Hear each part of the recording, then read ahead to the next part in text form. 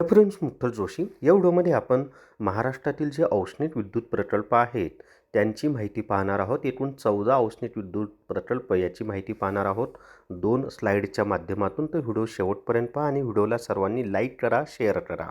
तर या ठिकाणी पहा, कोराडी हे जे औष्णिक विद्युत प्रकल्प आहे, कोराडी हा कुठे आहे तर नागपूर जिल्ह्यामध्ये आहे। त्याच्यानंतर खापरखेडा हा जो औष्णिक विद्युत प्रकल्प आहे तो सुद्धा नागपूर जिल्ह्यामध्ये आहे। चंद्रपूर हा औष्णिक विद्युत प्रकल्प चंद्रपूरला आहे, त्याला चंद्रपूर सुपर औष्णिक विद्युत प्रकल्प असं सुद्धा म्हणतात। दीपनगर म्हणजेच भुसावळ औष्णिक विद्युत प्रकल्प जळगाव जिल्ह्यामध्ये आहे, त्यालाच काही ठिकाणी फेकरी असाही उल्लेख आहे।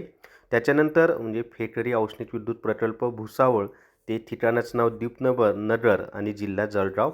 एकलहरे औष्णिक विद्युत प्रकल्प नाशिक जिल्ह्यामध्ये आहे। पारस औष्णिक विद्युत प्रकल्प अकोला जिल्ह्यामध्ये आहे आणि पारस औष्णिक विद्युत प्रकल्प ज्या ठिकाणी आहे ना त्याला विद्युतनगर म्हणतात। परळी वैजनाथ औष्णिक विद्युत प्रकल्प बीड जिल्ह्यामध्ये आहे। त्याच्या पुढे पहा अजून राहिलेले प्रकल्प की ट्रॉम्बे औष्णिक विद्युत प्रकल्प मुंबई जिल्ह्यात आहे, मुंबईमध्ये। डहाणू औष्णिक विद्युत प्रकल्प पालघर जिल्ह्यामध्ये आहे। वरोरा औष्णिक विद्युत प्रकल्प चंद्रपूर जिल्ह्यामध्ये आहे। तडाली औष्णिक विद्युत प्रकल्प चंद्रपूरमध्ये आहे। हे धारीवारचा औष्णिक विद्युत प्रकल्प आहे बरं का। त्याच्यापुढे बुटीबोरी औष्णिक विद्युत प्रकल्प नागपूर जिल्ह्यामध्ये आहे।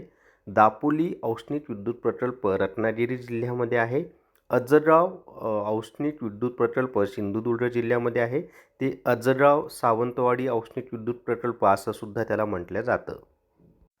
जर तुम्हाला बी पब्लिकेशन पुणे यांनी प्रसिद्ध केलेलं उच्च न्यायालय प्रश्नपत्रिका संच 5000+ हे पुस्तक पाहिजे असेल तर ते ॲमेझॉन आणि फ्लिपकार्टवर उपलब्ध आहे, तसेच सगळ्या पुस्तकांच्या दुकानावर उपलब्ध आहे। तर बी पब्लिकेशनचे संपादक अजित कुमार यांनी उच्च न्यायालय प्रश्नपत्रिका संच 5000+ हे पुस्तक प्रसिद्ध केलेलं आहे।